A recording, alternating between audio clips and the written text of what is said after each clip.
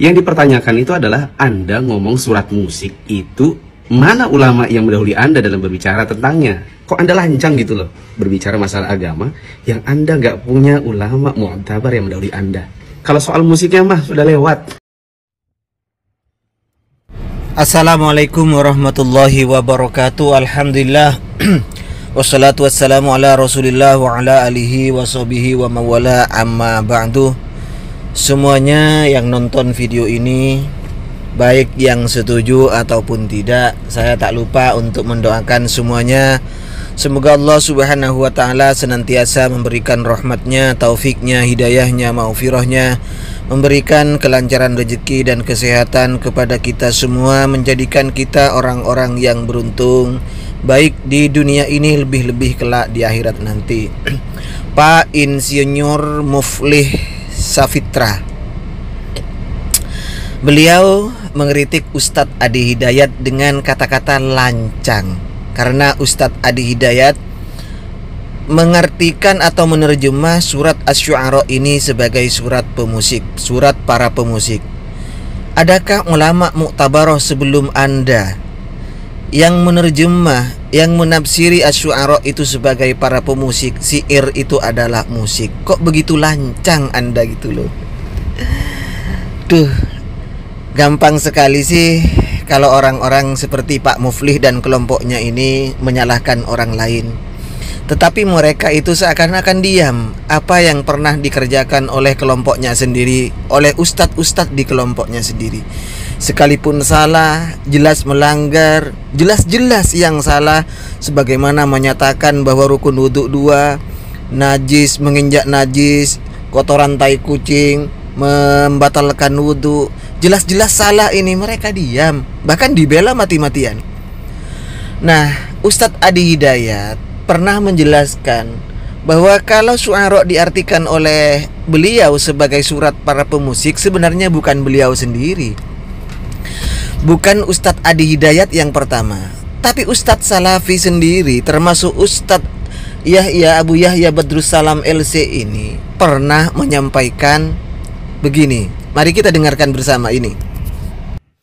Yang kedua, tidak boleh sering-sering, karena Nabi bersabda, la an yumla batnu ahadikum qayhan wa sadidan, lebih baik perut seseorang dipenuhi oleh nanah dan darah daripada dipenuhi oleh nyanyian. Ya, hadisnya sahih. Nabi mengatakan lebih baik perut seseorang dipenuhi oleh nanah dan darah daripada dipenuhi oleh apa? Nyanyian. Ustadz Badrus Salam mengutip hadis di Sahih Bukhari, kata beliau, la ayyumla batnu ahadikum qayhan wa sadidan wa qayhan. Hadisnya yang benar seperti ini, la ayyam tali ajaufu ahadikum qayhan khairun lahu min ayyam tali asyi'ron. Tapi sayangnya Ustadz Badrus Salam ini menerjemah begini, lebih baik perut seseorang ini dipenuhi dengan darah dan nanah daripada dipenuhi oleh nyanyian. Lihat, hadisnya di Sahih Bukhari tertulis min ayyam tali asyi'ron. Ustadz Badrus Salam dengan lancang, kalau saya pinjam bahasanya Ustadz Muflih S ini, Pak Insinyur Muflih S ini, Badrus Salam menerjemah, mengartikan syi'ron dengan kata-kata nyanyian. Kok ndak ada orang-orang Wahabiyah, termasuk Pak Insinyur Muflih ini, mengatakan kok begitu lancang mulut Anda begitu aja? Kok begitu lancang Anda mengartikan atau menerjemah syi'ron ini sebagai penyanyi, sebagai nyanyian? Adakah orang sebelum Badrus Salam LC yang menerjemah syi'ron ini dengan nyanyian? Adakah ulama mu'tabarah sebelum Badrus Salam LC? Seharusnya Pak Muflih S ini, Pak Insinyur ini juga dengan tegas mengecam, mengkritik teman Anda Badrus Salam LC ini. Dengan demikian, maka Hasan bin Sabit, sahabat Nabi ini, bisa disebut seorang penyanyi. Kenapa bisa disebut seorang penyanyi? Ya karena Pak Badrus Salam kan menerjemah syi'ron itu dengan kata-kata apa? Dengan nyanyian. Kok lancang Badrus Salam ya menerjemah syi'ron itu sebagai nyanyian? Padahal kalau kita lihat di Wikipedia, dan pelajaran di sekolah tinggi ilmu musik itu, maka yang disebut musisi atau musikus itu adalah orang yang memainkan alat musik seperti gitar dan piano, dan juga seorang penyanyi. Ini disebut sebagai musisi, musikus atau para pemusik.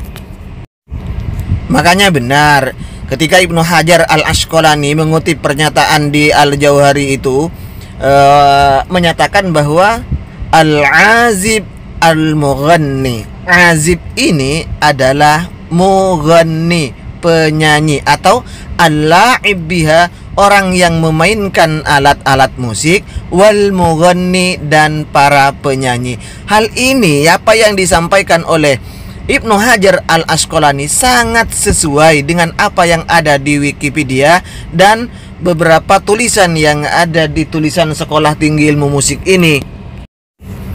Sebenarnya orang Wahabi ini termasuk insinyur muflih, terlalu terburu-buru ya. Terlalu terburu-buru menyerang orang lain. Padahal kalau mau sadar, Pak Mufli ini sendiri kadang ketika menerjemah sesuatu kadang juga terburu-buru. Kalau hanya bertanya apakah ada ulama yang mendahului, ulama muktabar sebelum Pak Mufli ini, saya bisa juga bertanya sebenarnya. Pak Mufli menjelaskan, Ibnu Abbas radhiyallahu an, beliau menjelaskan wasi'a kursiyuhu. Lafaz kursiyuhu ini oleh Pak Mufli dijelaskan sebagai maudhi'ul qadamaini, mengutip pernyataan Ibnu Abbas begitu. Jadi Ibnu Abbas katanya meyakini Allah punya kaki, karena di tulisan itu, di hadisnya itu jelas al-kursi maudhi'ul qadamaini. Kursi adalah tempat kedua kaki, dan ini oleh Pak Insinyur Muflih ini diterjemah sebagai kursinya Allah. Di ayat kursi itu maksudnya adalah maudhi'ul qadamaini, tempat kakinya Allah, kata Pak Muflih. Dan ini diyakini oleh jamaahnya, sehingga riwayat dari Imam Ibnu Abbas radhiyallahu an ini kemudian disalahartikan, diterjemah, digunakan sebagai keyakinan bahwa Allah subhanahu wa ta'ala mempunyai kaki. Karena punya alas kaki berarti ada kakinya. Kalau saya boleh bertanya juga membalik kata-kata Ustadz Insinyur Mufli ini, adakah ulama muktabar sebelum Pak Mufli yang menjelaskan bahwa maudhi'ul qadamaini itu adalah tempat kakinya Allah, bahwa kursi yang dimaksud, kursinya Allah yang dimaksud itu adalah tempat kakinya Allah subhanahu wa ta'ala? Tolong jelaskan, ulama salaf siapa yang menjelaskan asar dari Imam Ibnu Abbas, dari sahabat Ibnu Abbas ini sebagai kursi, tempat kakinya Allah subhanahu wa ta'ala? Jangan lancang ya, dan jangan menjadikan rujukan hanya dari ulama-ulama Anda sendiri, misalnya Utsaimin, Ibnu Bas, Soleh Al-Munajjid, Albani, dan lain-lain.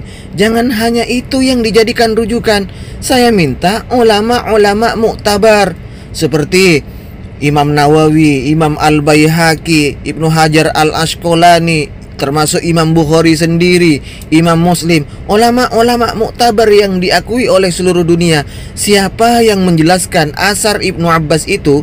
Jadi riwayat Ibnu Abbas itu al-kursi maudhi'ul qadamain, yang diterjemah, yang ditafsiri sebagai kursinya Allah adalah tempat kedua kakinya Allah subhanahu wa ta'ala. Kalau Anda tidak bisa menyampaikan siapa nama ulamanya, berarti Anda juga lancang, Pak Insinyur Muflih.